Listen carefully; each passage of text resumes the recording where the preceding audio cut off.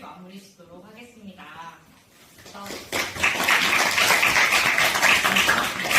이번 주에는 우리가 이집트 문화를 배웠었는데 이집트와 다른 모습으로 이 메소포타미아에 있는 미술을 나타나고, 근데 그와 비슷하게 정면법이 그대로 메소포타미아에서도 발견이 되고 있어요.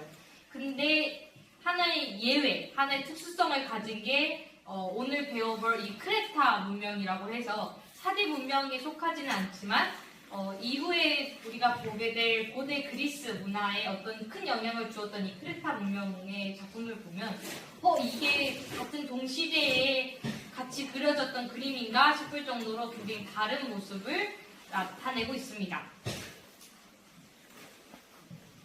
그래서 우리가 지금 읽고 있는 이 문학과 예술의 사회사에서 이 아놀드 하우저는 고대 오리엔트 문화에 있어서 이 크레타 문명과 이집트 문명, 이 메소포타미아 문명을 다루고 있습니다. 그래서 이 당시의 특징으로 보자고 하면 선사시대 넘어와서 이제 상업이 발달을 하게 되면서 재화가 많이 만들어지고 물물 교환이 이루어지고 또 그 나라에서만 이루어지는 게 아니라 그 옆에 나라와 교역이 이루어지는 그런 모습으로 이 도시가 만들어지게 되는데 그런 도시가 만들어지는 그런 변화 속에서 미술이 어떤 식으로 그 사회에 영향을 받아서 변화했는지를 계속 이 하우저는 말을 하고 있습니다.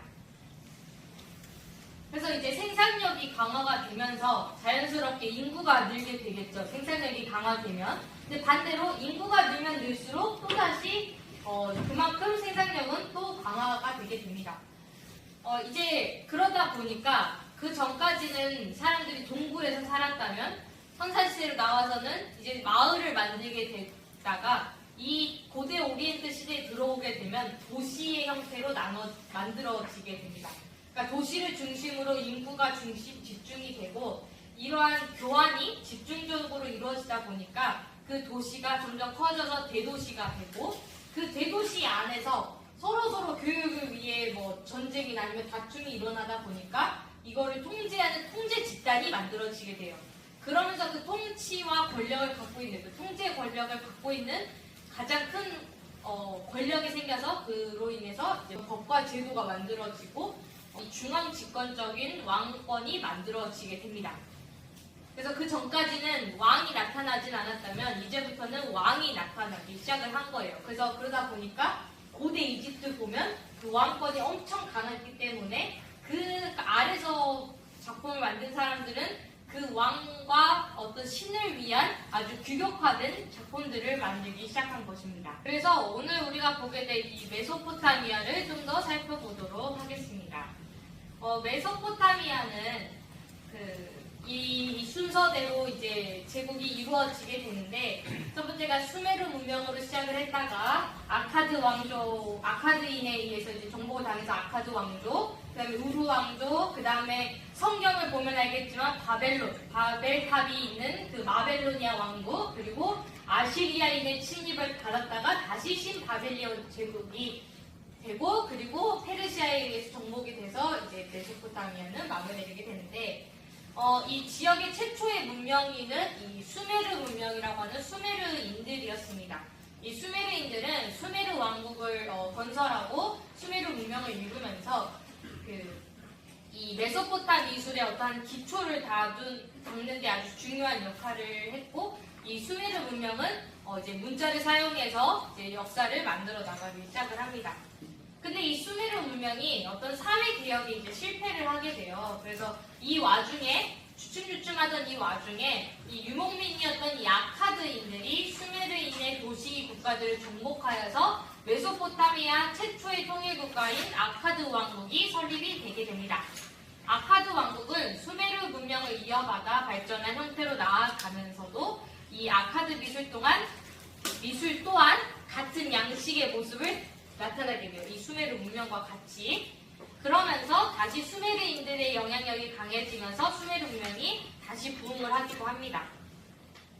이 수메르 문명이 부흥했던 시기 이후로는 메소포타미아 지역은 그 이후로는 좀 분열이 된 상황이었대요. 그 과정에서 이 아모리아인이 바빌론이라고 불리는 고대 중심을 고대 도시를 중심으로 해서 이 주변 국가들을 정복하기 시작합니다. 그러면서 만들어지는 게 이 바벨로니아 왕국이에요. 그래서 바벨로니아는 수메르인과 아카드인으로 구성된 제국이 된 거죠. 그래서 따라서 이 바빌로니아 문명은 수메르 문명과 아카드 문명이 영향을 받아서 그 성격이 좀 같이 나타나게 됩니다. 한편 이제 이 아시리아인들은 전투력이 매우 강했어요. 그래서 그림도 보면 이 전투에 관한 작품들이 많이 나오게 되는데, 그러다 보니까 이 고대 도시 아수르를 중심으로 북부 메소포타미아 전체, 그리고 이집트까지 해서 아나톨리아나까지 지배를 하면서 이 아시리아를 대제국으로 성장을 시킵니다. 이제 아시리아인들은 영토를 넓히는데 굉장히 관심이 컸어요. 그러다 보니까 여러 전투와 영토 확장에 이제 그 관심이 가다 보니까 그 이후에는 다시 그 아시리아 제국의 힘이 약해지면서 다시 바빌로니아가 다시 이제 재건설을 하게 되지만, 결국에는 기원전 559년 페르시아의 키루스 왕에 의해서 멸망하기 전까지 이 메소포타미아는 그 메소포타미아 지역 전체와 이집트의 전체를 이루는 이 대제국이 건설되게 됩니다. 그래서 크게 보면 이런 식으로 도시가 계속, 처음에는 수메르 문명은 저기 티그리스 강과 유프라데스 강을 중심으로 성장이 되었다가 그게 계속 확장이 돼서 고 바벨로니아 왕국, 그리고 아시리아 제국까지 해서 이렇게 넓은 제국을 여기가 차지를 하게 됩니다.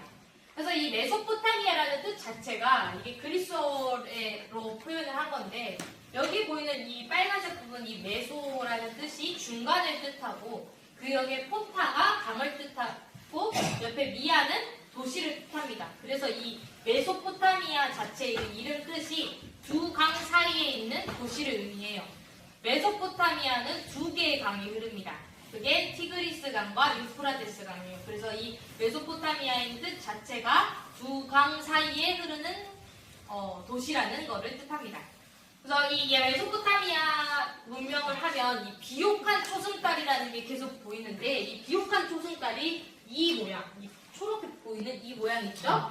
이게 마치 초승달처럼 보였다 해서 이곳 비옥한 초승달이라고 부릅니다. 이집트 때와 마찬가지로 이 예술은 환경의 영향을 좀 많이 받을 수밖에 없었어요. 우리 메소포타미아도 좀 환경을 좀 살펴봐야 하는데, 이집트인들은 나일강 근처에서 살았는데 이 나일강은 비교적 굉장히 평화로웠어요. 왜냐하면 옆이 사막이다 보니까 주변에 뭐 침략할 인들도 없었고 그 자기들끼리만 살았기 때문에 비교적 평화로웠는데, 이 메소포타미아는 아까 우리가 보면 알겠지만 굉장히 왕조가 급격하게 많이 바뀌죠. 여기는 이 비옥한 땅, 이 비옥한 초승달을 차지하기 위해서 여러 민족들이 싸움을 벌입니다. 그러다 보니까 이 여러 민족들이 서로 식량을 확보하기 위해서 전쟁을 일으켜야 했고, 서로 그 힘을 과시하기 위한 전쟁이 잦았습니다. 그래서 따라서 하다 보니까 이 민족들은 언제 죽을지 모르는 그런 위협에 항상 처해 있었어요. 언제 전쟁이 일어날지 모르고 언제 침략이 될지 모르는 그런 상황 속에 살다 보니까 어떤 내세보다는 현세에 조금 더 관심이 있었던 게 이 메소포타미아입니다. 그러다 보니까 내세도 중요는 하지만 현세가 좀 더 중요했고, 신은 어떤 내세에 와서 나를 내세까지 끌어주는 그런 신이 아니라 전쟁에서 이기는 도움을 주는 신, 나에게 용기를 주는 신이 조금 더 나타나게 됩니다. 그래서 이거는 책 93쪽에 있는 건데, 메소포타미아 예술에서 진정한 문제점은 경제적으로는 상업과 수공업, 화폐와 신용제도가 압도적인 비중을 점유하고 있던 이 나라의 예술이 농업 및 자연경제에 더 깊이 뿌리박고 있던 이집트 예술보다 더 엄격한 규율에 매여 있었고 변화와 신선함이 적다는 사실이다. 이렇게 나와 있는데, 이게 그 문제점이라고 한 거는 이후에 살펴보자고 하면, 일단은 메소포타미아인들의 미술은 더 엄격한 규율을 가졌고 이집트보다 더 그 변화와 신선함이 적었다고 표현을 하고 있어요. 근데 이게 왜 문제점이 되냐? 그거는 우리가 지금까지 배웠던 이 흐름에 나와 있는데, 이 고대 그리스 때까지 이 하우저가 주목하고 있는 건 자연주의냐 아니면 기하학주의냐 기하학적이냐 이거 두 개로 계속 봤었잖아요. 구석기는 뭐였어요? 자연주의였죠. 사실적으로. 그리고 근데 신석기는 추상화가 되고 기하학적이 됐는데 이집트에서도 들어가면 고왕국 때는 자연주의였다가 신왕국으로 넘어가면서 다시 기하학적이 되는 이런 모습을 보였었단 말이에요. 근데 그게 왜 그랬냐면 구석기인들보다 더 문명화되고 더 도시가 만들어지고 경제가 발달을 하면서 이 인간들은 미술 자체가 기하학적으로 나타나야 됐었는데 그럼 그렇게 하면 경제가 발달하고 도시가 발달될수록 이 이론에 그 전까지 이론에 따르면 도시 경제가 발달하고 무역이 활발해지면 더 개방적인 모습이 나타나야 했는데 메소포타미아는 그렇지 않았다는 거예요. 그게 문제점으로 나타난 건데 바벨로니아에서는 이집트보다 더 엄격한 형태로 전제 정치가 형해졌고 또 종교가 이집트에서보다는 더 포용성이 더 적었던 탓에 이 해방적인 세력으로서 도시의 역할이 위축되었던 모양으로 이 하우저는 설명을 하고 있어요. 그러니까 지금부터 이 메소포타미아의 미술을 좀 더 살펴보도록 하겠습니다. 네, 이거 쉬는 시간 동안 그림 좀 제대로 자세히 봤나요? 자세히 봤어요? 어때요? 웃음이 좀 나온가요? 바로 웃던데 어때? 좀 귀엽게 생기면서도 솔직히 이거 준비를 하면서 저녁에 이걸 봤는데 좀 무서워서 바로 사진만 올려놓고 바로 페이지를 넘겼어요. 저녁에 이거만 보고 저녁에 잠을 자고 있는데 저 조각상이 여기서 딱 서서 날 보고 있다 생각해. 근데 뭐 때문에 그런 게 느껴지는 것 같아? 맞아요. 눈이야. 이 메소포타미아에서 이 중요한 건 이 눈입니다. 그래서 이 눈을 어떻게 생각을 했냐고 하면 이 메소포타미아인들은 이 눈을 영혼이라고 봤어요. 그러다 보니까 이 눈이 신과 예배자가 이 눈을 통해서 서로 소통을 한다고 보았기 때문에 이 눈을 굉장히 과장하여 크게 묘사를 하게 됩니다. 물론 이 하우저는 이 눈이 크게 표현된 이유 중에 하나로 이 정면성의 원리를 쓰면서 눈은 중요하고 그 외에 눈과 코는 중요하기 때문에 눈과 코는 부각되게 그리고 그 외에 중요하지 않은 턱이나 이거는 축소되게 그렸다라고 설명을 하고 있는데 다른 미술사 책에서는 이 눈을 굉장히 메소포타미아인들이 중요하게 여겼다고 설명을 하면서 그런 의미에서 이 눈을 이렇게 좀 특징적으로 그림을 넣고 있습니다. 그래서 여기서도 보면 잘 보이진 않지만 눈을 굉장히 눈이 눈에 가장 먼저 들어오게 표현을 하고 있어요.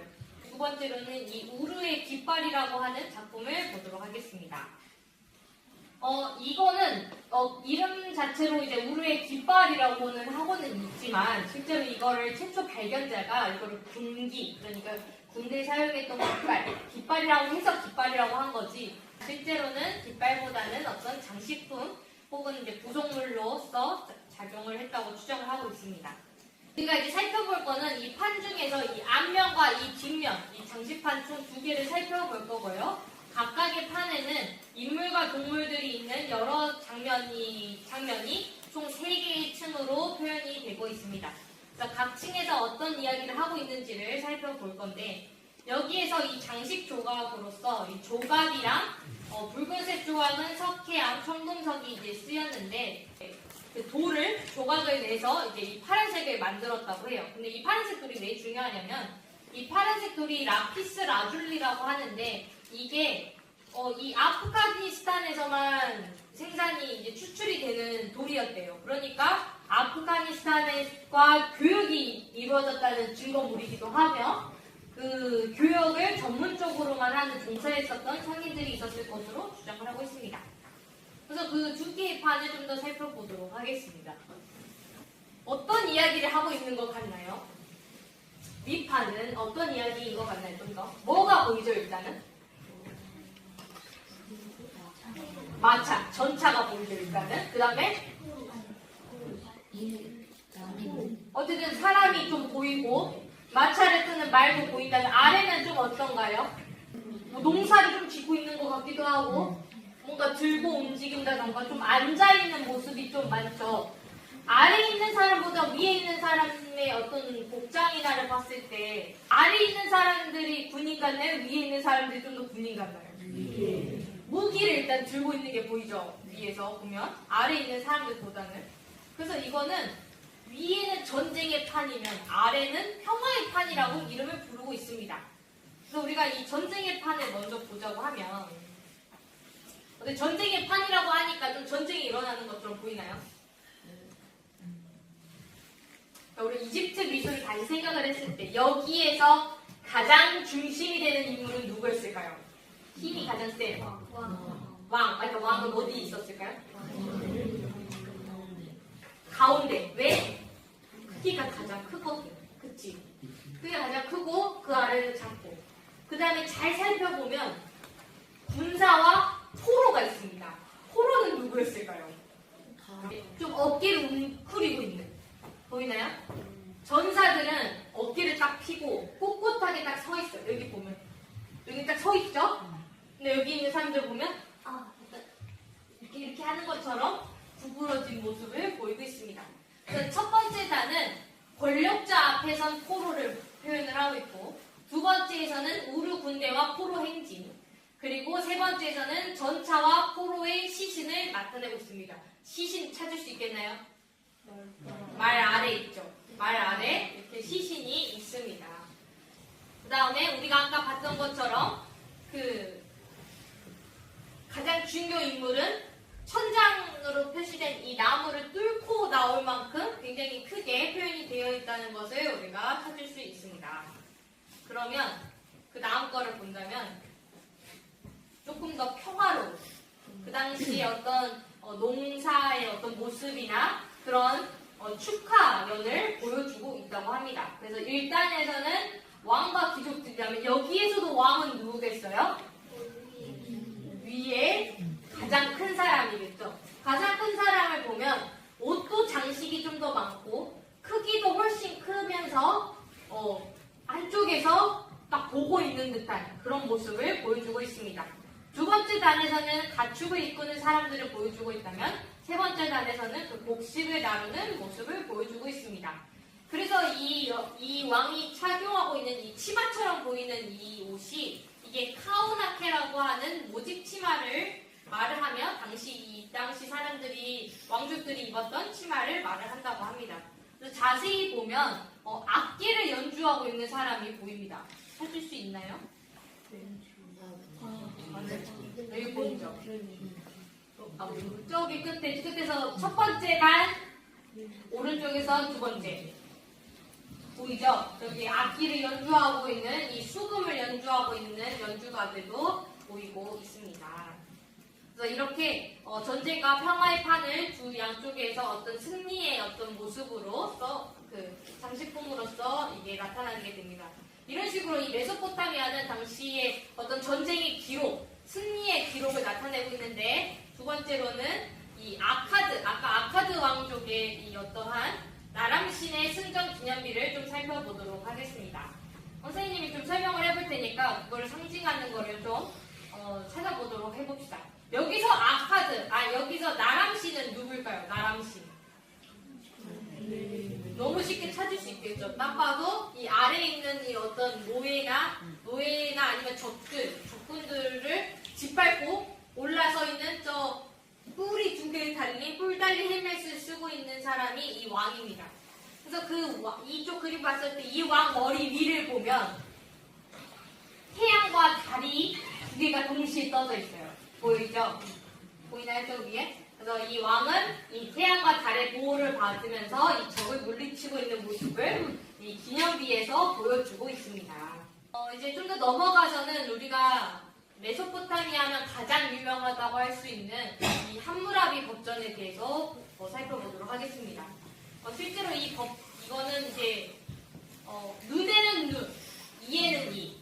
이게 바로 이 함무라비 법전에서 나오는 문장입니다. 실제로 내 가축을 훔쳐갔으면 똑같은 가축을 해줘야 되고 도둑질했으면 손목을 잘라야 되고 이런 법들이 만들어져서 이게 그 당시 고대에 이런 법들이 만들어졌다는 증거물이 되기도 합니다. 이 법전은 기원전 1792년에서 1750년에 바빌론을 통치한 함무라비 왕이 반포한 고대 바빌로니아 법전입니다. 아카드어로 사용이 되어 이 서령 문자로 기록이 되고 있고요. 이것보다 그 전 법전이 수메르 법전인데, 이 수메르 법전이 발견되기 전까지는 세계에서 가장 오래된 성문법으로 알려져 있다고 합니다. 이 위에 그려진 이 조각을 좀 더 살펴보고 있는데, 여기서 함무라비가 누굴까요? 함무라비 왕. 앉아있는 사람일까요? 서있는 사람일까요? 앉아있는 사람. 하지만 여기서 함무라비는 서있는 사람입니다. 그럼 앉아있는 사람은 누구였을까요? 일단 왕은 함무라비였을 거고, 그러면 앉아있는 사람은 신이었겠죠. 맞아요. 신이 맞습니다. 왼쪽에 앉아있는 것이 이제 태양신 샤마시라고 하는 태양신이고, 그 신이 통치권을 넘겨주고 있는 겁니다. 그러니까 이 당시에 이 메소포타미아 왕은 신에게서 통치권을 받은 사람을 말을 했어요. 마치 제사장처럼. 그래서 여기 이 신이 한쪽 왼쪽 손에는 반지를, 오른손에는 어떤 봉이나 아니면 이 통치권을 동시에 주어서, 그 이후에도 이 왕들은 이 상징으로서 이 막대기와 이 반지를 들고 있는 모습으로 이 왕들이 나타나게 됩니다. 그래서 이런 식으로 이 메소포타미아는 신도 의위나, 그러니까 인간처럼 표현을 했으며, 함무라비와 아주 가까이 이제 표현을 함으로써 신 자체가 인간과 어떤 멀리 떨어져 있는 존재가 아니라 가까이 있는 신으로서 생각하는 것이 이제 메소포타미아인들이 생각했던 신입니다. 그래서 이 신의 어깨를 자세히 좀 보면 연기처럼 이렇게 뭔가 특별한 힘이 이렇게 나오는 것처럼 어깨에 표현이 되어 있어요. 보이나요? 이렇게? 잘 안 보여요? 어깨가 이렇게 돼 있으면 지금을 치면 꼭 만화에 나올 것처럼 이렇게 돼 있으니까 약간 마법의 힘이 이렇게 표현하는 것처럼 이렇게 신을 표현을 하고 있는 모습을 보이고 있습니다. 그래서 여기서도 보면 여기서도 신이랑 왕이 나오게 되는데, 이거는 좌우대칭으로 표현을 해요. 이 당시 좌우대칭은 어떤 왕이 힘을 상징했다고 해서 이 좌우대칭이 계속 나오게 되는데, 그래서 왕이 그럼 누구일까요? 끝에 아니면 가운데? 맞아요. 가운데. 그래서 막대기를 들고 있고 여기에 반지를 끼고 있습니다. 좀 더 살펴보자고 하면, 그래서 빨간색으로 되어 있는 사람이 나시르팔 2세이고, 그리고 왼손에 지휘봉, 오른손에는 반지를 들고 있는 모습을 보입니다. 노란색은 나무를 나타내고 있는데, 이 나무는 번영을 상징을 하고, 그 위에 보이는 상징은 아슈르 신을 상징한다고 합니다. 그 옆에 파란색은 수호신으로서 이 날개를 달고 있는 모습을 보이는데, 이 수호신의 다리를 한번 봐볼까요?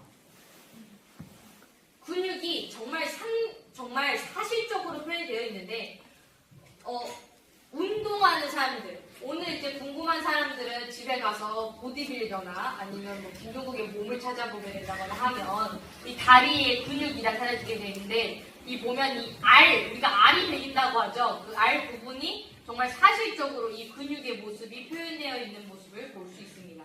그래서 이집트와 조금 다르게 이런 식으로 인간의 모습을 어떤 하지는 않고 어떤 도식화는 되어 있었지만, 그거를 인간의 모습을 그대로 표현을 하려고 했어요. 단지 우람하고 힘이 좋아 보이는 모습의 인간을 표현했다는 게 좀 차이점이 있습니다. 이런 식으로 좀 되어 있는데, 이제부터는 아시리아 제국으로 들어가게 됩니다. 아까 전에 설명했다시피 이 아시리아인들의 중요한 거는 힘과 어떤 전쟁이었어요. 그래서 이때부터는 작품이 어떤 전쟁의 모습을 좀 살펴볼 수 있는데, 초기에는 이 야심적이고 공격적인 성격의 왕들의 지배 아래에 있었다고 해요. 그러다 보니까 메소포타미아 전체를 포함해서 동부 지역까지를 점령을 해서 이 당시 군대와 전사들에 대한 이야기, 전투 장면을 묘사한 작품들이 많이 발견이 되게 됩니다.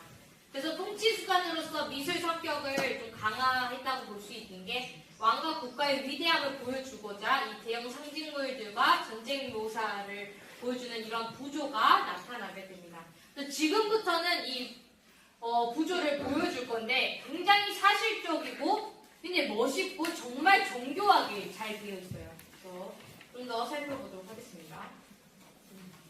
자, 딱 봐도 활을 쏘는 인간의 모습이 나타나고 있는데 얼굴은 아직까지 그 이집트 우리가 그림에서 봤던 것처럼 정면법으로 얼굴은 측면에서 눈은 정면에서 그려진 모습이지만 어떤 이 근육의 모습이라던가 이 팔도 그냥 하지 않고 팔이 이렇게 있었을 때 근육에 약간 올라옴, 일자로 뻗은 게 아니라 근육의 어떤 움직임, 그리고 이 활을 잡는 손의 표현,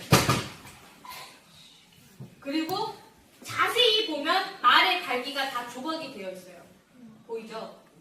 옷이나 이런 게 다 표현이 되어 있습니다. 그래서 전체로 보면 이렇게 인간보다는 동물이 좀 더 사실적으로 되어 있는데 놀라운 거는 이렇게 사자가 활에 맞는 모습을 정말 사자가 막 뛰어들고 그거에 맞는 그 화살에 맞아서 딱 왕이 잡는 듯한 모습을 아주 잘 보여주고 있습니다.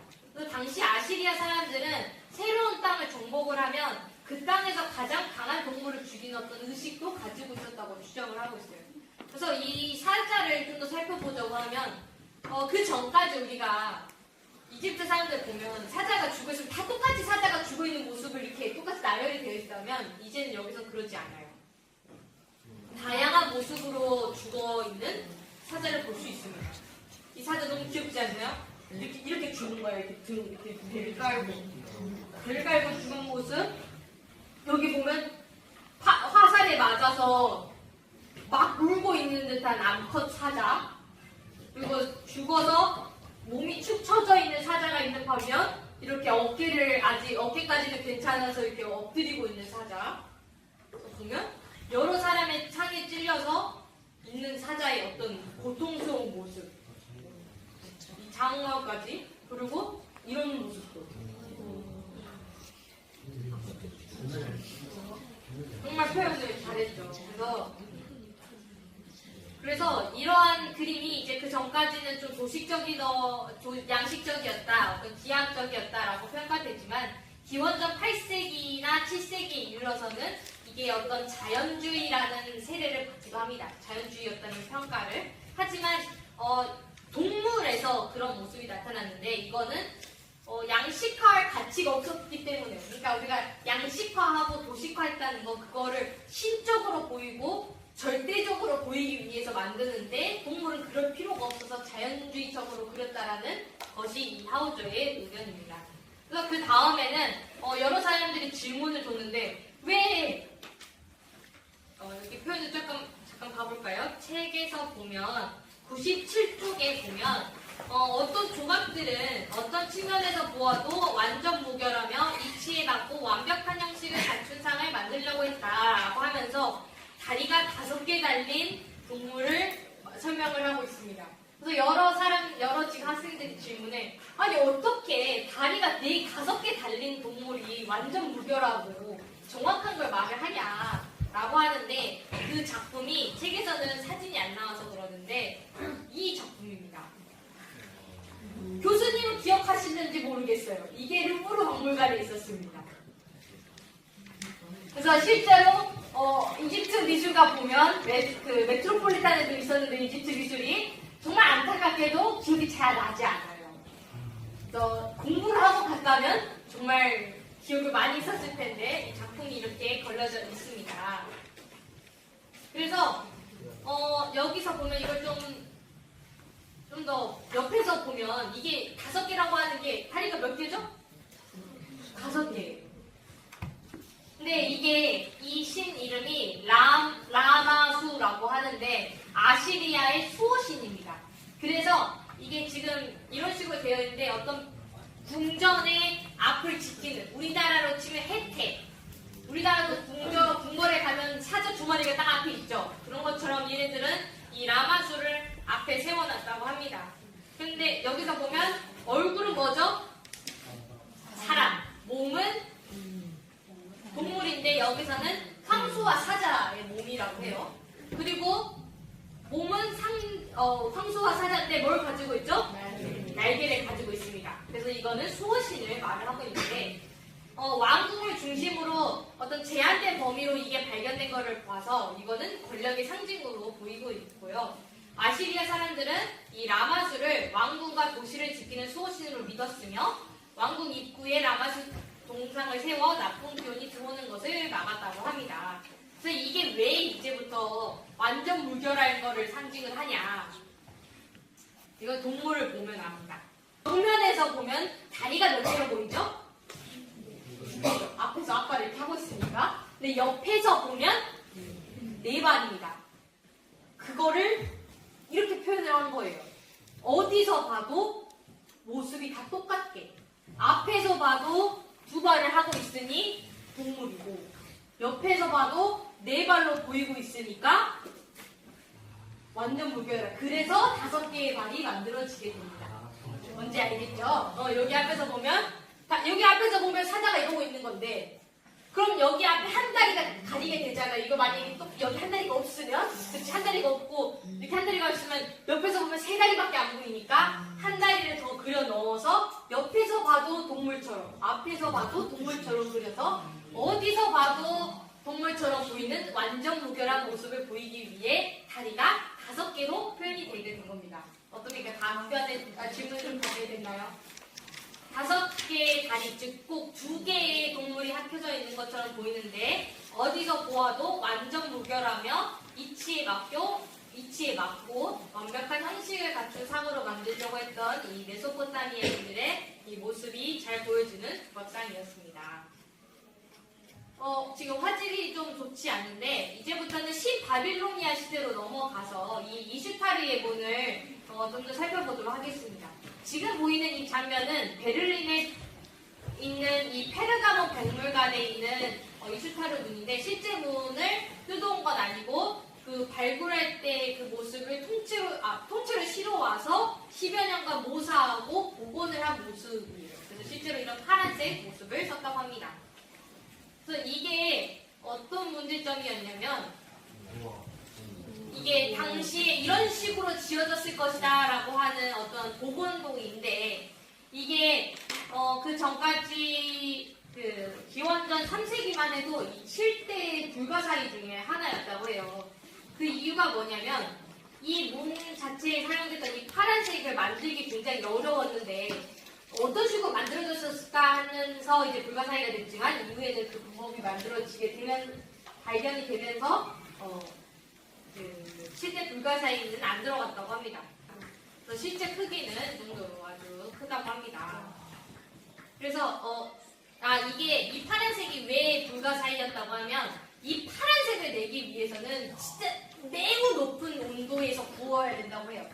이 파란색을 만들기 위해서는 엄청난 기술의 불을 올리는 기술이 있어야 되는데 당시에 이거 어떻게 했을까라는 그런 의문에서 이 미스터리로서 나타나지게 된다고 합니다. 그래서 이것으로 이 메소포타미아의 미술을 살펴본다면 지금부터는 빠르게 이 크레타의 미술 작품을 살펴보도록 하겠습니다. 크레타 문명은 에게 문명이라고도 하고요. 이집트 문명은 이쪽에 있었다면 메소포타미아는 저쪽, 그리고 크레타는 여기가 이탈리아예요. 터키에 있고 그리스 아래쪽에 있는 이 섬에서 보이는 모습을 좀 더 살펴보도록 하겠습니다. 우리가 오늘 볼 거는 이 크노소스 궁전인데 이 크노소스 궁전은 원기 중에 화랑으로 이제 이루어진 건축 양식을 보여주고 있는데 이 양식이 이런 지중해 온난화 기후에서 자주 보이는 양식이라고 합니다. 그래서 크노소스 궁전은 이런 식으로 되었을 것이라고 추정을 하고 있는 그림인데 이거는 미노스 궁전이라고 합니다. 우리가 아는 미로 그 신화가 여기에서 나오게 돼요. 그래서 기원전 2000년경에 이루어진 것으로 추정을 하고 있으며 이 복원도가 어느 정도 신뢰를 할 수 있을지는 모르겠지만 당시에 굉장히 그 도시의 어떤 정교함이나 어떤 미로가 있었다는 어떤 그런 규모성을 좀 살펴볼 수 있습니다. 여기에서 이제 벽화를 좀 살펴볼 수 있는데 여기에는 프레스코 기법이라는 벽화 기법이 좀 사용이 되게 돼요. 이 프레스코 하기는 작품을 보면서 좀 더 살펴보도록 하겠습니다. 그 전까지 이집트 사람들은 벽화를 꾸몄는데 그 벽화는 어디에 있는 벽화였었나요? 무덤이었는데 무덤을 화려하게 꾸면서 무덤을 화려하게 꾸미면 뭐예요? 이미 죽어서 안 보이는데 그치? 그거는 근데 뭐야? 내세를 좀 더 중요시 여겼기 때문에 이 무덤을 화려하게 꾸몄는데 크레타인들은 그게 중요하지 않았어요. 크레타인들은 이 현세를 즐겼기 때문에 궁전이 매우 화려하게 꾸며지게 됩니다. 그래서 이 하오전은 이 크레타 미술을 설명하는 데 있어서 어떻게 하고 있냐면 크리티 예술만큼 사회학적으로 해명하기 곤란한 예술은 없다라고 표현을 하고 있는데 매우 곤란하게 됩니다. 그 전까지 기하학적인 양식이 나오고 어떤 도시화된 그림이 나오고 메소포타미아하고 이집트하고 똑같은 도시 경제가 발달이 하고 그래요. 똑같이 왕의 권력이 강하고 하지만 정말 매우 다른 미술 작품이 나타나게 됩니다. 이 이유로는 외국과의 교역, 어떤 이 교체가 좀 다른 지역과 다르게 어떤 상인 계급이 아니라 지배 계급에 의해서 직접 이루어졌다고 설명을 하고 있는데 직접 이루어졌다 보니까 어떤 도시 문화에 있어서 우리가 알아야 되는 게 도시 문화의 상인들은 개혁이나 어떤 변화에 발빠르게 움직여요. 그러니까 새로운 유행이 오면 그거에 발빠르게 움직이고 계속해서 뭘 바꾸려고 한다고 하면 왕은 그렇지 않아요. 지배 권력은 계속 보수적인 걸 이어져 나가기 때문에 미술 작품이 그렇게 나온다고 설명하고 있는데 이 크레타는 지배 권력이 그 시장 경제를 책임을 지고 있기 때문에 그 어떤 상인 계급의 어떤 정신에 가해지는 어떤 제재가 이집트 미술과 어떤 메소포타미아보다 더 적었다고 설명을 하고 있습니다. 그래서 이 작품들을 보면 솔직히 왕족의 그림보다는 귀족 그림이라는 느낌이 좀 드는데 이게 어떤 느낌이냐면 시민 계급의 그림이라기에는 좀 지나치게 비싸 보입니다. 근데 왕족의 그림이라고 보이기에는 지나치게 좀 화려해요. 그림을 보면서 이제 과연 어떤 모습인지 좀 살펴보도록 하겠습니다. 그 전까지의 그림을 좀 보면 크레타에 들어와서는 이런 벽화가 만들어지게 됩니다. 정말 예쁘고 화려하고 웃고 있는 게 딱 보입니까? 입꼬리를 살짝 올려서 살짝 미소를 짓고 있고 이렇게 손을 약간 흔드는 것처럼 예쁜 여성들이 그려지게 됩니다. 그래서 이 벽화가 이제 프레스코화인데 이 프레스코화는 젖은 석회벽에 수채 물감을 얹어서 계속 올리는 기법을 말해요. 그러다 보니까 좀 많이 상하게 되는데 석회벽이 마르는 과정에서 그 석회가 아직 덜 마른 상황에서 물감을 올리면 그 마르면서 그 물감을 흡수를 하게 돼서 그 물감을 그대로 이제 고착을 하게 되는 기법을 말을 하는데 그래서 마른 벽에 그리는 것보다는 더 오래 간다고는 해요. 그래서 이 작품은 제목이 이제 푸른색의 여인들이라고 하는데 우리가 아까 이집트에서 봤던 것처럼 정면법으로 그려져 있지만 여인들의 어떤 흥경 표정이라던가 어떤 손 모양 다르게 하고 있는 이 손 모양 어떤 여성의 어떤 곡선 머리카락의 구불거림이 매우 자연스럽면서 경쾌하게 표현이 되고 있습니다. 고개를 부린 듯한 이게 원작이고 이거를 좀 더 보기 좋게 지금 좀 바꿨는데 이런 식으로 황소의 고개를 타는 이 서커스를 하는 남자의 모습이 아주 정말 역동적으로 보이나요? 이 허리가 딱 꺾이는 거? 정말 스냅 사진처럼. 그래서 전체적으로는 좀 움직이는 듯한 그런 더 활동감은 보이지만 아직까지도 모습은 어떤 모습이냐고 하면 마치 그냥 움직이고 뭉치고 있는 거를 스냅 사진을 착각해서 그걸 찍은 듯한 모습을 보여주고는 있죠.